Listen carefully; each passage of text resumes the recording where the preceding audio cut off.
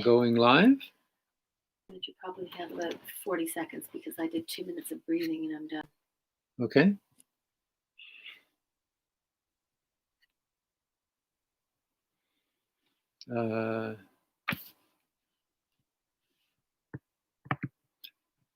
Well, good morning. Let's not keep you waiting any longer. It's been an exciting morning so far. I don't know if you had a chance to watch Fujifilm's live, well, it wasn't live. I think it was pre-recorded, X Summit broadcast from Japan this morning. That was interesting. It's always nice to hear the comments from the people who actually worked on the camera. The explanation about how auto works, I thought, was really valuable. Also interesting to see the branding that Fuji is applying to this camera, maybe the entire camera. It's the your style, our color. I like that. That's a good approach. So thanks for joining me. I'm going to introduce you to Billy Luong, who's one of the FujiGuys. He's joining us from Ottawa. Good morning, Billy. How are you today? Hey, good morning, Mike. Thanks for having me today. Well, thank you very much for joining us. Sorry, did we get audio properly from Billy? I'm trying to get my, yes. What did you think of the presentation? Anything that, or you already knew everything?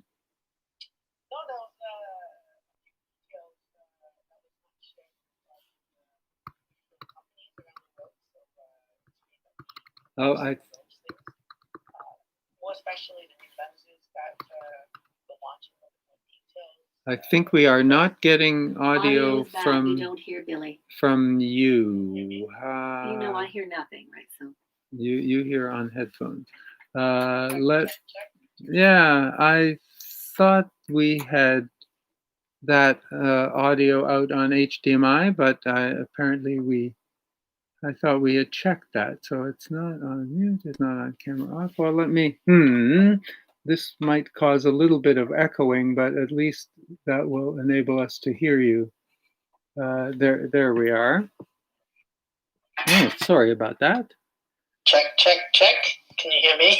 Yeah, I think we can hear you now, although it is coming through the iPad speaker.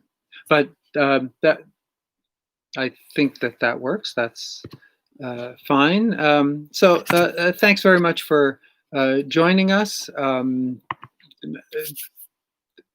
Fujifilm X-S10.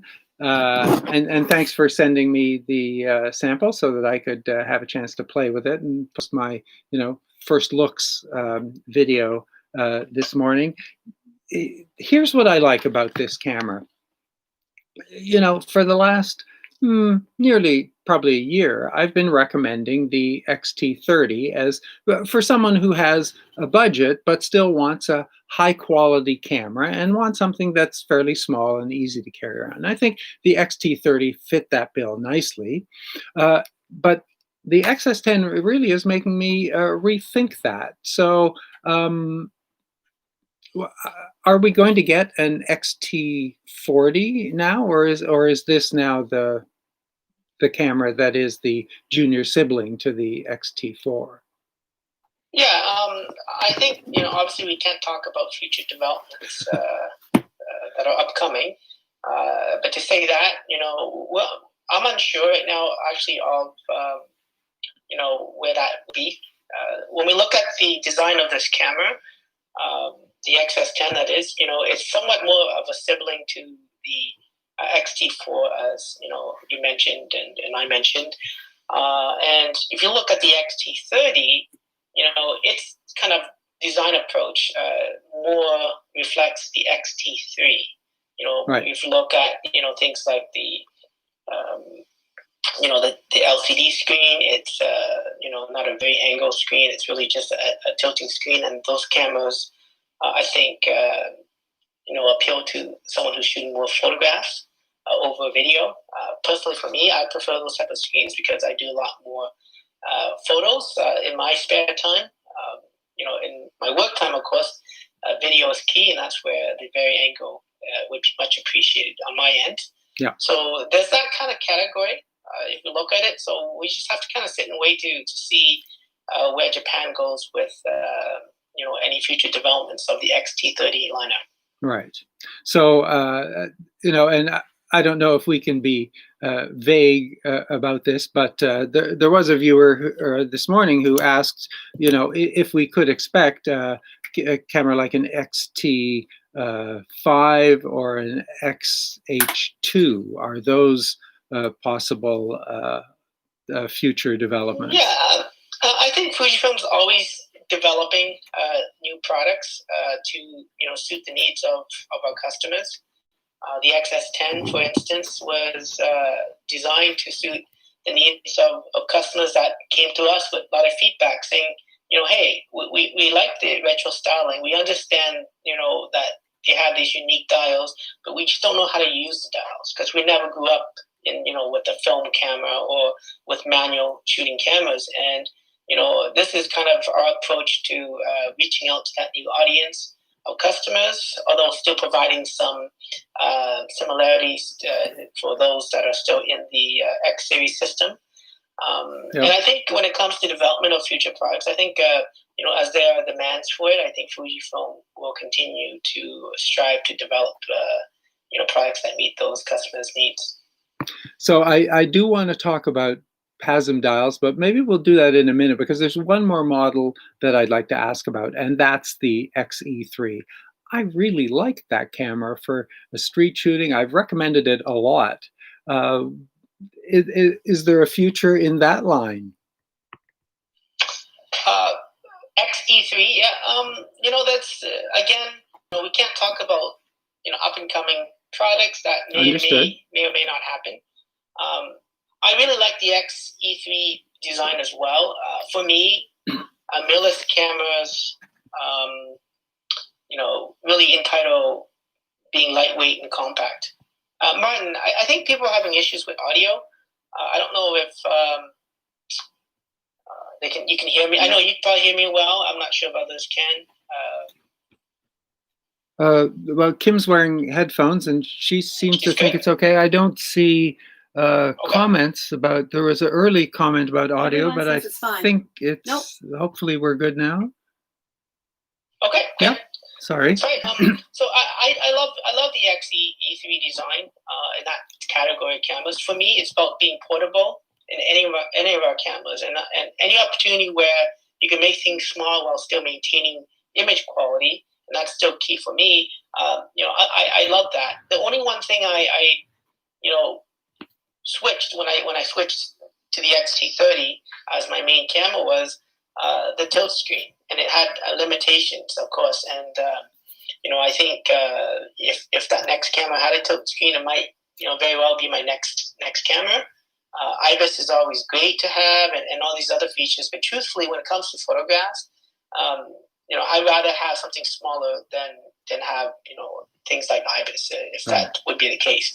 So in terms of development, it's still kind of sit and wait to see where Fujifilm goes with that, and if there is that demand. I think we'll see a product like that down the road. But at this moment, details very vague on any new products. Well, clearly, and I realize that you too have confidentiality agreements that you're not going to step out of. So, but thanks for that insight. That's helpful. So let's talk a little bit about the PASM dial. So I thought it was very innovative and very insightful of Fuji to drop the PASM dial, because in my view, it's much easier to say, oh, I want to control the shutter speed. I'm just going to turn this dial from its auto setting, excuse me, to the shutter speed that I want. Excuse me. Well, the same is true for the aperture. If I want to adjust the aperture, take it off its auto setting and adjust that. It seems to me that that's simpler. I don't fully appreciate why photographers would have preferred the PASM dial, but I guess it is just all historical. I mean, what's your view? A lot of the film cameras back in the days were obviously controlled through aperture and shutter speed dials. I think the Canon A1 or something, or A1 was one of the first that started to introduce sort of that program, PASM dial type of controls. And once that camera launched, I think that was in 1975, maybe. It was long time ago. Before my time a little bit. Mm-hmm. That transition of consumers, wanting to get into photography, it made it a lot easier for them to understand, to make adjustments to things like aperture and shutter speeds. And so, with the XS10, the goal there was to make it very comfortable for users that have never experienced the Fujifilm brand, right? Like, you might hear great things about, how great the colors look, or how the camera feels, and we love the menus and controls, or even the lens lineup that we have.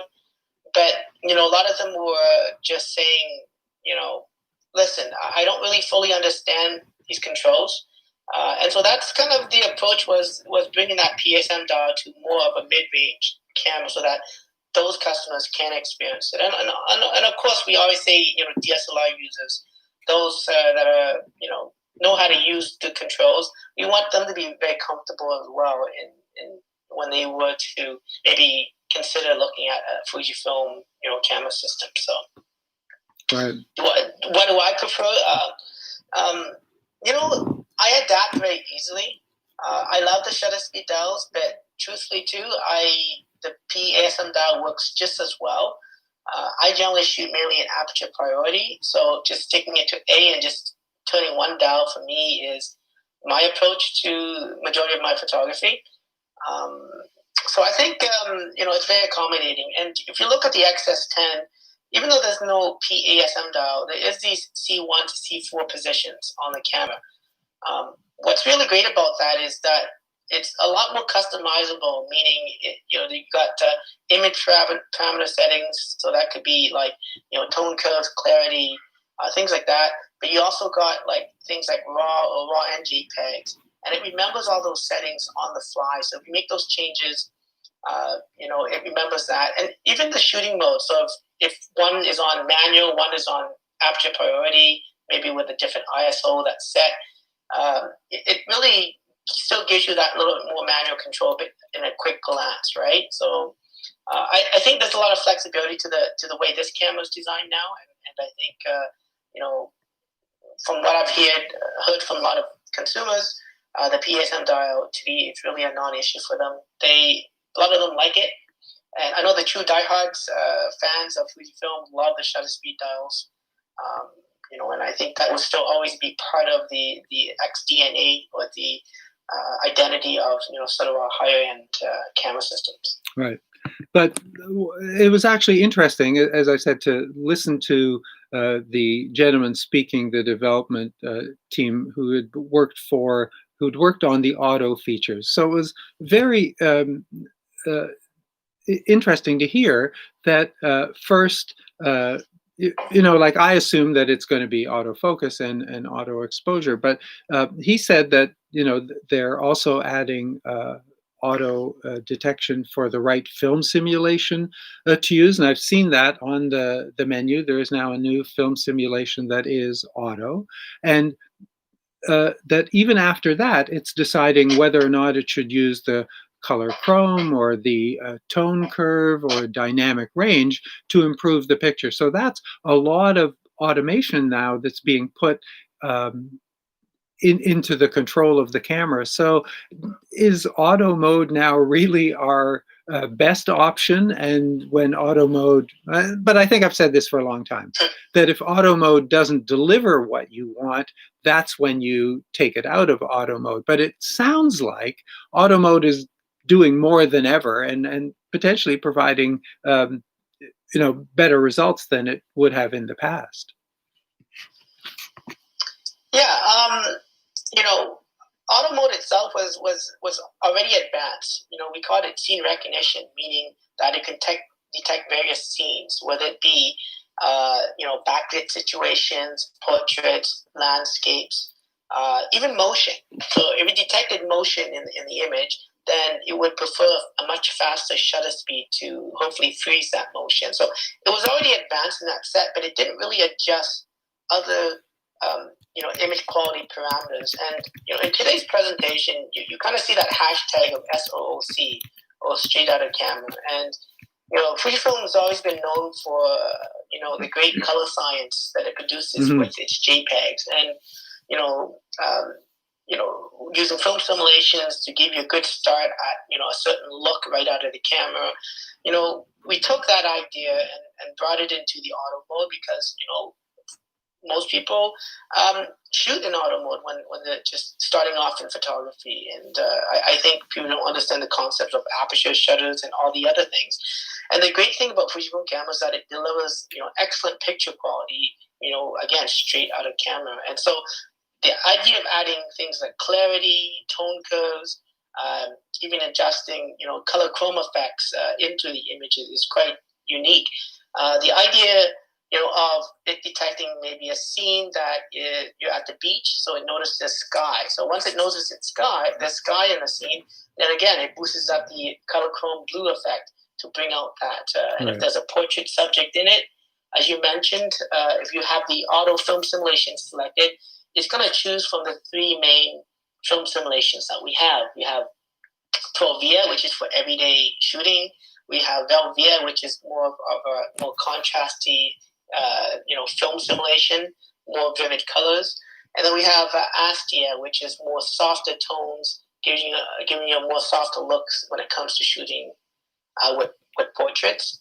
So, it's great that we can bring all that. But what's also interesting is that auto mode now offers the ability to capture in RAW as well. So even though the camera may select a certain thing, you still have a backup now, and you can make your own, RAW adjustments. And the camera has an in-camera RAW converter built in, and you can make those adjustments as well to create your straight out of camera JPEG looks as you wish. So that's a nice new added feature with the X10. I don't think they talked about that in the summit today. Right. No, in fact, I appreciate that when auto mode does not lock out RAW.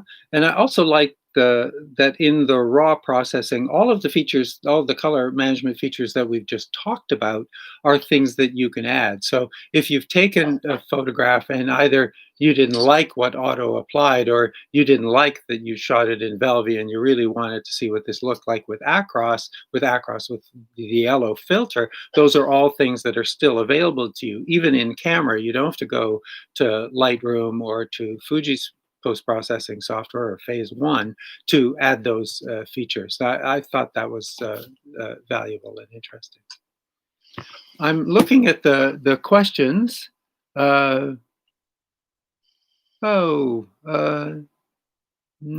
sorry, what, 2 weeks? Oh yeah, when would the firmware updates happen? Sorry, Kim, go ahead. Sorry, do you know, sorry. That is a question. Yeah, did you know when we would see the firmware updates for the XT3? Yeah, Shin Ludono-san mentioned that in the summit, and he said that near the end of October. So October 28th is when you'll be able to download the new firmware that improves the autofocus and brings the autofocus improvements on par with the XT4 as well as the X-S10. And you can visit the Fujifilm-X.com website and then find the downloads page for that. So that'll be, I believe, October 28th for availability. Well, or just keep the app on your phone, and when the software update's available, the app will tell you and do the install for you. That's a Fuji feature that everybody should copy that, and should have copied that yesterday as soon as they saw it. I think that's not only does Fujifilm, sorry, I'm being real fanboy here this morning, but not only does Fujifilm release more and better firmware updates than most of the camera manufacturers, but the ease of the installation now through the app, I'm just loving that. I think that that's brilliant. Everybody should follow that and follow that immediately. One of the things that I missed, and usually in these kinds of presentations, you get a little bit of a foreword, a little bit of a preamble about what the status of the industry is, as well as, what the sort of current outlook for Fujifilm as a company is. And I was missing that. Is that something that you're prepared to address? How negatively impacted is the camera market now with smartphones, and well, obviously the pandemic is having an effect. What's the current sort of corporate mood at Fujifilm?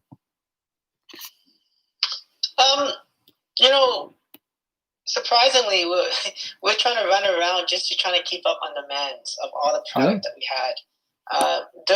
During COVID, a lot of lenses, were really picked up on. People were getting out. They were doing a lot more landscape photography. They're doing more macro photography. So we started to see this big demand on macro extension tubes, macro lenses, landscape, wider angle lenses. And even with the most recent launch of the XF50 mil, the F1 autofocus lens, we can't keep up with demands for that as well. It was kind of overwhelming, because it was developed in a sense that it was sort of this, technology piece that Fujifilm could develop something that had autofocus that offers a very fast aperture, and we kind of sensed that maybe the demand for that would not be as high, but it really was the complete opposite. And I think people are looking for faster aperture lens, whether they want to isolate the subject from the background or AKA get nicer bokeh, as some people call it. And so those things kept us very busy. And then obviously these product launches that we had, the XS10, the new XF10 to 24, which is an improved weather-resistant version of that lens. The timelines in Japan are quite tight. And, on top of all that, too, you had the R&D team develop a new version of the X webcam software where other companies were in beta. We were on version 2 of the software allowing you to make exposure adjustments on camera.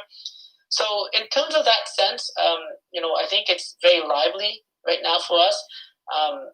So the outlook is rosy from your point of view. Fuji is in a very good place in the camera industry right now. Well, the industry itself has always been on a decline somewhat, in that sense, but we've always kind of maintained, a good market within those. And, our camera offerings are not just the everyday type of cameras.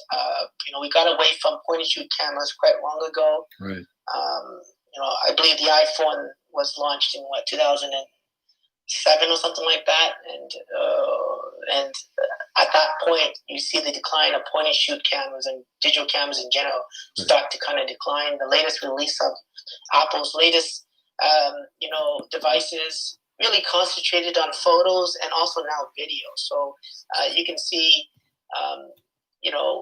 that obviously will eat into a lot of people, and as people mentioned, the best camera to have is the camera that you have with you, and you generally have your phone with you at all times, and it makes for a great opportunity to take pictures when you don't. But the biggest benefits of Fujifilm really is that when we entered into mirrorless was to make cameras compact and lightweight while still offering you great image quality, and that's why we always maintain the balance of our APS-C size sensor, because it would allow us to give us a good balance between size, weight, but also not to keep the image quality at a very high standard. And I think that's what kept us going a lot, is that people appreciate that. You got these professionals that use big equipment, and that's fine, but a lot of them don't want to use that on their day-to-day lives. And I think the bottom line too is that Fujifilm has always been committed to capturing and keeping memories alive and making prints. And so I think the more better quality images you have, the better it would look maybe 10, 20, 100 years from now, right? And to preserve that memory for a very long time. In the video that I posted this morning, I did kind of a love-hate thing. And there are some aggravations that I have with Fuji that have kind of been around for a long time, and some of the fixes seem easy to me. So one of those is that every time I go to the menu, I'm back on screen one with the first item, regardless of what I've been adjusting. And for some things that are kind of down in the menu, like setting the display options, by the time you've navigated down there and you've made one selection and you think, okay, that wasn't what I wanted, or I also want to add this, you're stuck with the same path one more time. Can I just ask you directly? Can you just pass this request along? Could we have an option that says, yeah, return to screen one, line one, or return to the last setting that you adjusted, or go to my menu? It just feels to me like that would be easy to do, and it's kind of frustrating not to have that capability. Do you think you could put in a good word for me? I get where you're coming from. I use our cameras all the time, not just for work, but personally as well. I make the effort all the time of having my camera and to avoid using my phone when taking pictures. So I can appreciate you jumping in the menus. You did mention, of course, that there's a my menu option that you could configure some of those points. However, not all the settings are available for that. And I agree with you that some of these little quirks could be improved and should be improved. I had an email chat with, I had a chat with the development in Japan, and they're quite busy actually. There's been quite a lot of shuffling happening. I don't know if you're aware, but Toshi Ida, who was one of the most inspiring manager at Fujifilm, has moved and changed positions, and I think they're just all trying to catch up. And eventually, I see that happening, Martin. So okay. I had it noted quite a long ago, and things take time sometimes for change to happen. Maybe it comes in another new model, then that film will get shifted over. But I like to see those, and then even some improvements, some minor improvements that I've also noticed. Things like the auto exposure lock. When you use that on some of the older cameras, you can't use the focus point any longer. The T4 and X-S10, of course, fix that, and hopefully those changes, those minor little nuances get updated, but it just takes time. Right. So there is a viewer asking about context-sensitive menus, and I think we already have that. I think Fuji, in fact, does that very well. If you're in one of the stills mode, you get a stills-centric menu. If you go to video, you get a video-centric menu. In playback, you get the playback-centric menu. And in fact, a lot of the other options then kind of fall away to make navigation through the menu easier. So I'm not sure what that viewer was getting at. So maybe we could have a follow-up there. I think, I'm trying to wonder what additional context sensitivity there could be. Do you have an idea of what? It may be an older camera system, right? Where the newer versions, like the XT4 and of course the upcoming XS10, they have independent settings for video and for photos, and only those settings do show up in these more current cameras, and hopefully that type of interface gets pushed along to other models, maybe down the road or eventually. And again, it's really up in the air in that sense. But yeah, there is that difference. And if just with regards to navigation of menus, if it's quicker for you, you can always use the command dials, the front and rear command dials. They navigate by single items or by page if the items are not organized in that sense. But then in the camera's menu system, if something doesn't work, it does get grayed out. Fujifilm is getting better at telling you why they're grayed out. Sometimes, if you're trying to shoot in this mode and the electronic shutter is on, then these things are grayed out. So, still though, when things are dimmed out, it would be nice to still be able to highlight them and press a button for the solution. And it's like the complaint I had.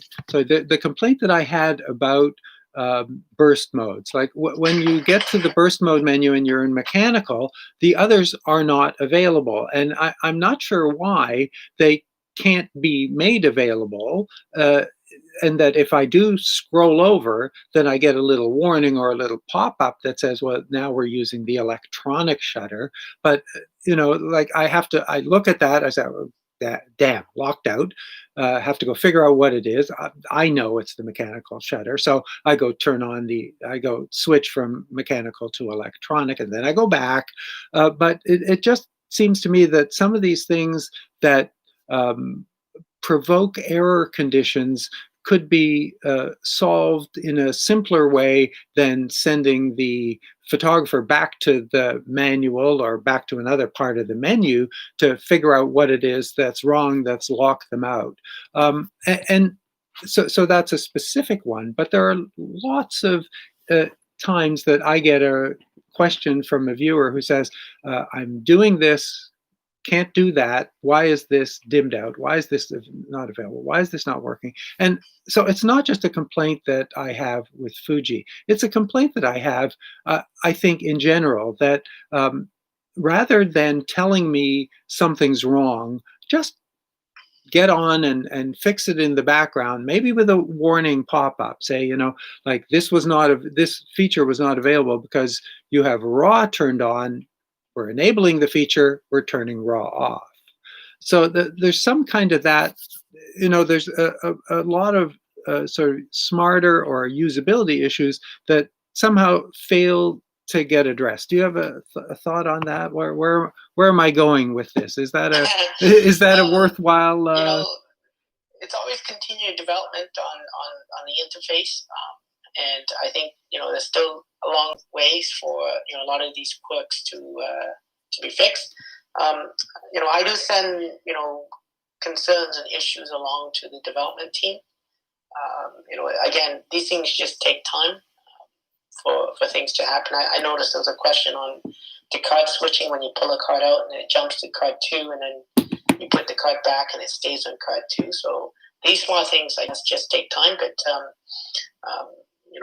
I do note them, and I do send those off to the development team. Right. Actually, thanks for addressing that issue, because that's something that I noticed. I mean, the camera that we're watching now is the XH1, and that is kind of one of the card peculiarity quirks. But I thought that some of those had been addressed in the XT4. Was I wrong there?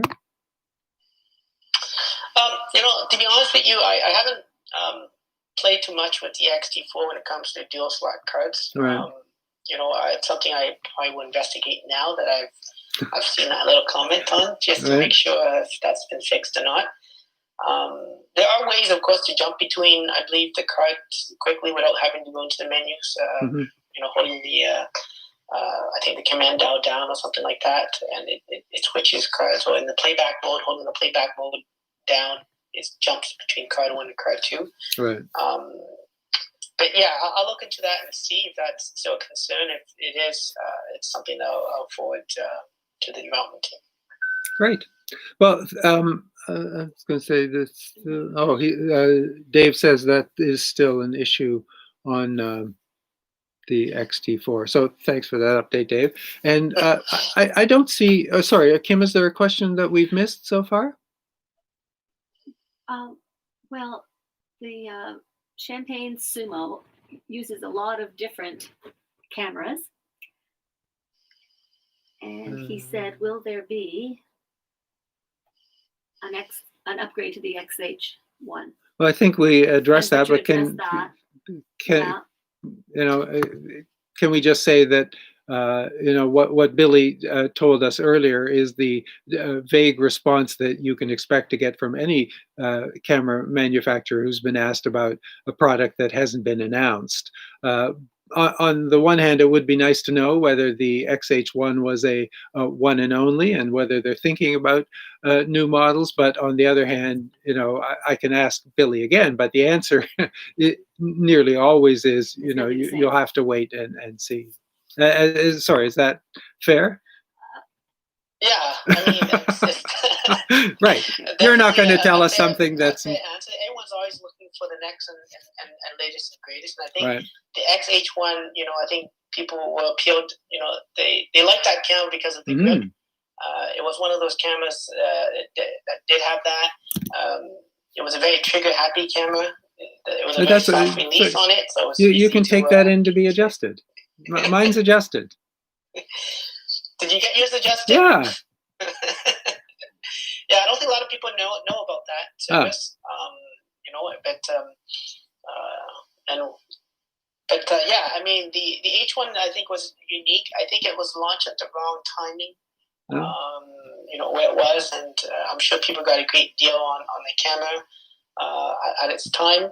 It still is great for a lot of things, right? I mean, It doesn't have the latest X-Trans CMOS 4 sensor or processor, so it lacks a few of those other things. But it's still, for its value, I think it's an excellent camera. Who knows? I'm sure Fujifilm is considering future continued development on that. But again, they don't tell us much anymore.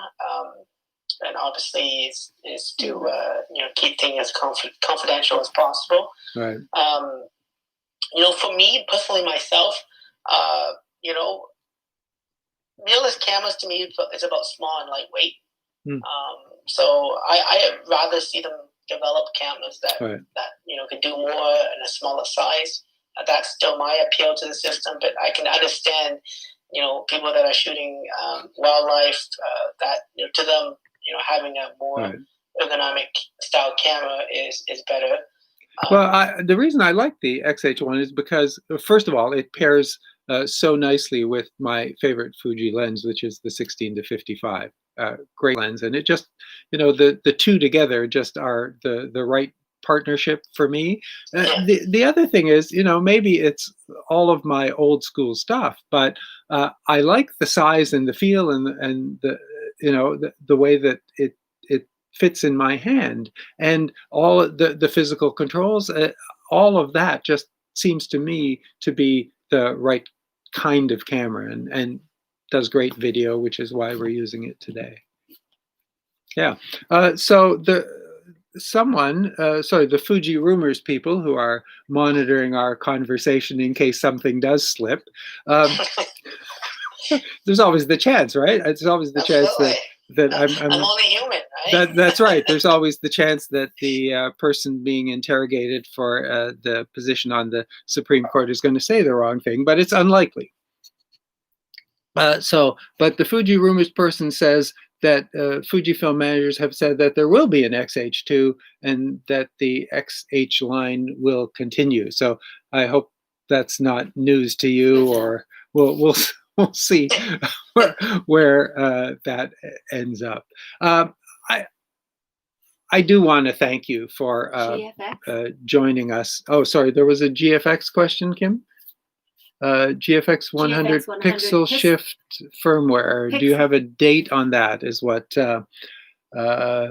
Fuji Rumors again is asking that question. Right. The development of that is still ongoing. So back in the last X Summit, at the time, Toshi was demonstrating its capabilities to do the multi-shot, and I believe it does quite well, but I think they're just fine-tuning it. So we don't really have a time frame yet of when that will be available, but it will eventually be available for the GFX 100. Right. Yeah, I have 15% of my pay saved for Fujifilm gear. Right. And then they're asking for the 85mm lens on the GFX. Do you have a timeline for that? But I imagine that you'll have a timeline for that when it's announced. Yeah, you're going to have to sit and wait again to see. Maybe it's another X Summit. I don't know. Right. To get that information. We'll wait for the next one to be scheduled. And there is that demand for faster aperture, and I agree with a lot of people that are in the GFX system. That they do want faster apertures, and so I think Fuji is addressing that with this potentially upcoming lens. Right. I can't wait to try it out. As much I love shooting wide open, and so that would be a fun thing to shoot with. But right. Again, we're gonna have to sit and wait for timing on that. Okay. So thanks. I'm very appreciative, Billy, to you and to Fujifilm for including me in the preview session for this camera. It's always nice to be able to get my hands on something, even if it is just a day or two before the release. Was fun to participate in the summit this morning and watch that presentation. And certainly I'm appreciative of your time in participating with my viewers and me in our kind of Q&A this morning. So thanks very much for doing that. Yeah, not a problem to have me. I learned a few things too, not only in this session, but also in the X Summit. It was my first time seeing the 70-300 from a physical mark. Same thing with the 18f 1.4, so they're very, very, very interesting.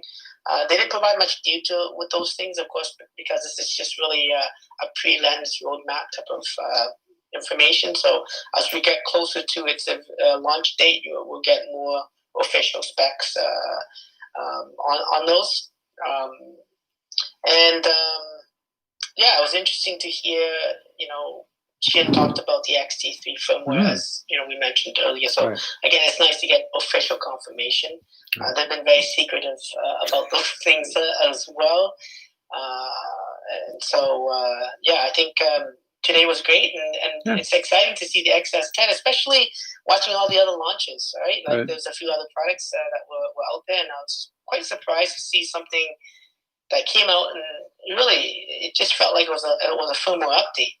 Okay, it was called a second version, so it was interesting where the other brands are, and it's always nice to see that Fujifilm is continuing to innovate and to develop, and to hopefully meet the needs of all types of customers. We're going to get the whole brand plug in there, are we? Yeah, of course.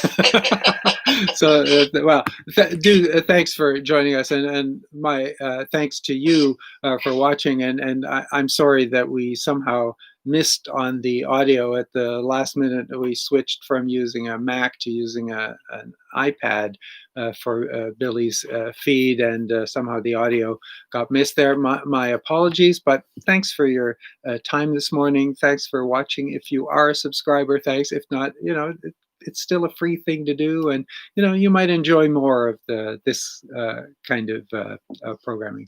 Thanks again for your time today.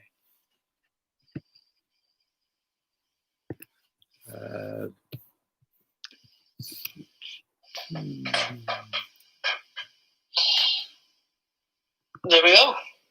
And yeah, that's it. I can still hear, but it's not live, so you're okay.